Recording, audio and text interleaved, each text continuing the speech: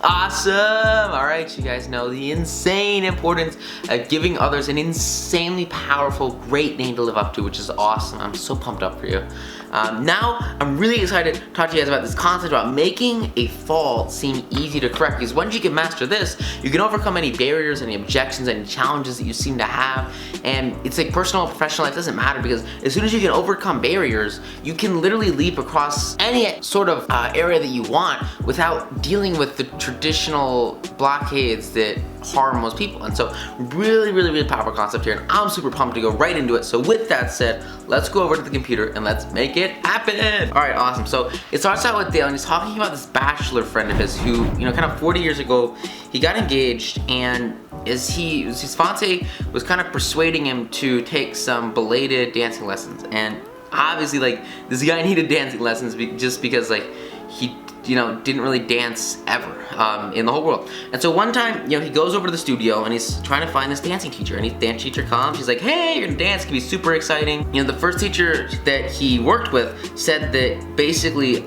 everything that he did was wrong, and even though he learned how to dance 20 years ago, he had to start all over. And what it did is it kind of took the heart out of him, and it made this guy feel really sad. And he kind of had no incentive to go on because he just felt awful about what he was doing, and this lady made him feel terrible, which is so sad. So basically, he quit her. He's like, screw you, I'm done, not that. He goes to this new teacher. Now, this next teacher could have been lying, but for all this guy cares, like, it doesn't matter. He goes to this teacher, and this new teacher is super chill. She says that she liked his dancing, and she said nonchalantly that his dancing was a bit old-fashioned since he learned it like 20 years ago. Nonchalantly, not a big deal, no biggie. But the fundamentals were right, and she assured this guy that he wouldn't have any trouble learning a few new steps. See, the thing is, the first teacher discouraged this guy by emphasizing his mistakes, and the new teacher did the exact opposite. She praised the things that he did right and minimized his errors, said, don't worry about it, you're really awesome, I'm gonna put you up on this pedestal because you deserve it. She kept on praising, said you have a natural sense of rhythm, you're really a natural born dancer. Now obviously, like, she's probably just telling him what he wanted to hear, but deep in his heart, and here's a really important quote to take away from here. He says, I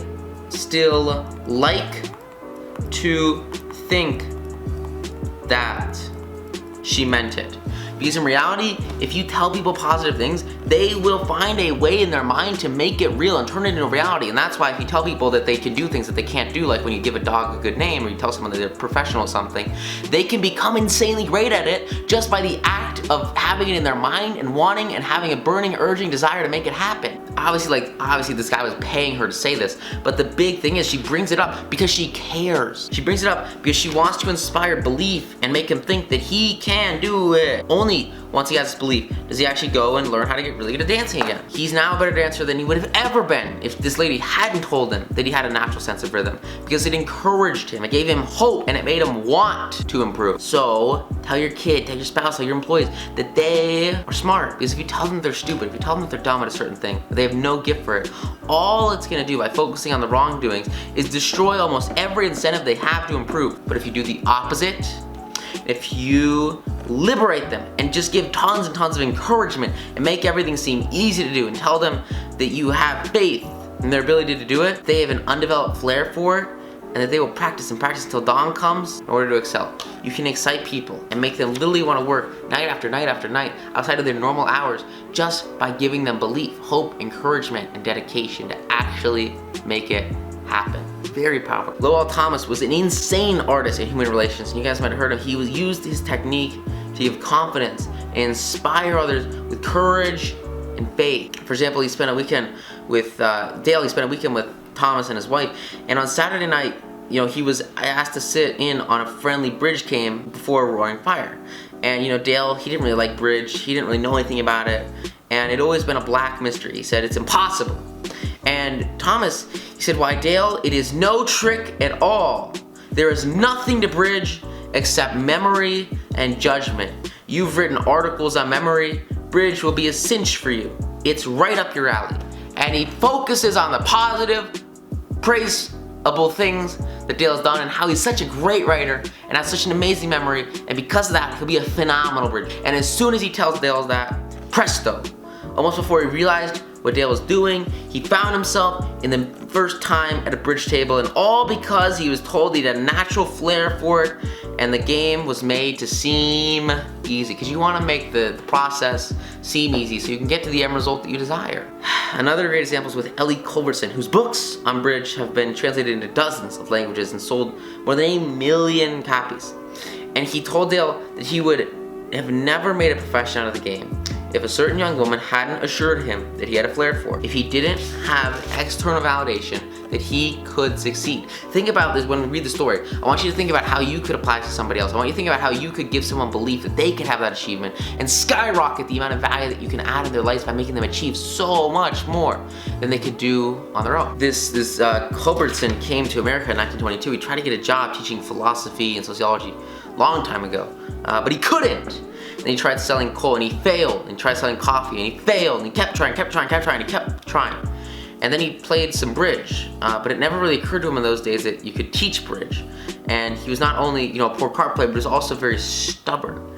And he asked so many questions and held so many post-mortem examinations. He just looked at everything so much that nobody actually wanted to play with him because he was really boring to play with, which just sucked. This is the secret to get that success. It's huge, massive, right? Similar story with Clarence Jones, who's one of the instructors at Dale's courses in Ohio. He told about how encouragement and making his faults seem easy to correct completely changed the life of his son. Because you see, in 1970, his son David, who was then 15 years old, came to live with him in Cincinnati, and he had a rough life. A couple of years ago, he was cut open in a car accident, leaving a very bad scar on his forehead. That sucks. And he had a rough life. I mean, it was just a tough time. And so in 1960, his mother and him were divorced, and he moved to Dallas. It was just a long time ago, and some harsh stuff that went down. Until he was 15, he spent most of his school years in special classes for slow learners in the Dallas school system. And possibly because of his scars, school administrators decided that he was brain injured and could not function at a normal level. He was 2 years behind his age group, so he was only in 7th grade. Yet, did not know his multiplication tables, added on his fingers, and could barely read. It was awful. But there was one positive point.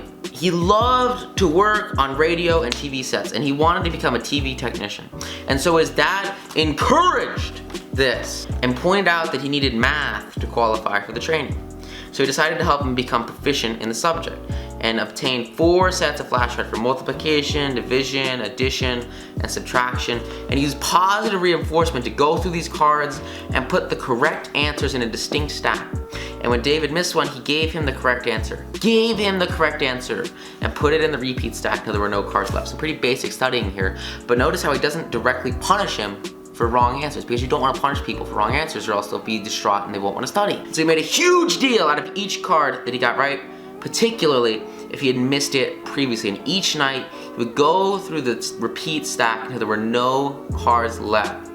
And each night they timed the exercise at the stopwatch, and he promised him that when he could get all the cards correct in 8 minutes with no incorrect answers, they would quit doing it every night. Now, to David, this seemed sort of like an impossible goal, because at the beginning, it took him 52 minutes to go through all these cards, and that was a lot of time. And he had to get it all the way down to only 8 minutes. And that's a tough journey. So he sits here at this table all night, over and over and over again, night after night after night after night, working and working and working. And I want you to look at the dedication that he has here, and I want you to understand that dedication here comes from the positive praise and reinforcement. And then on the second night, it took 48 minutes, and then 45, and then 44, and then 41, and then 40. And they celebrated each reduction. And he'd call in his wife, and they would both hug him, and they'd all dance a jig. And at the end of the month, he was doing all the cards perfectly in less than 8 minutes, in under 30 days. How cool is that? He got his goal because of praise. Because of constant and repetitive, genuine praise. Naturally, his grades in algebra took a huge jump. It's amazing how much easier it is when you can multiply. And he astonished himself by bringing home a B in math.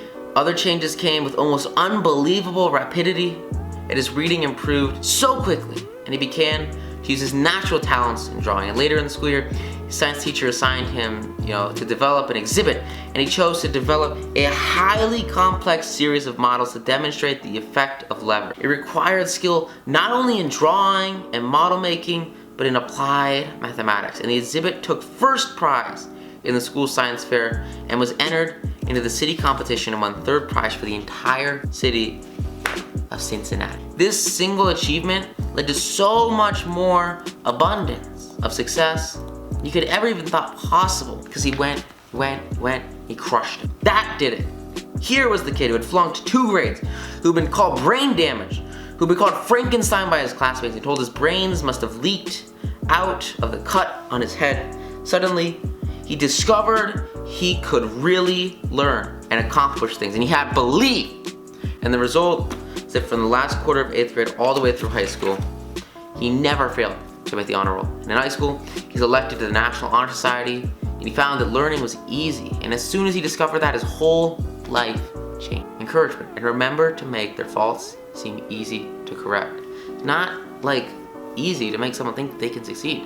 It's tough to have someone overcome a physical disability if they see it as a challenge.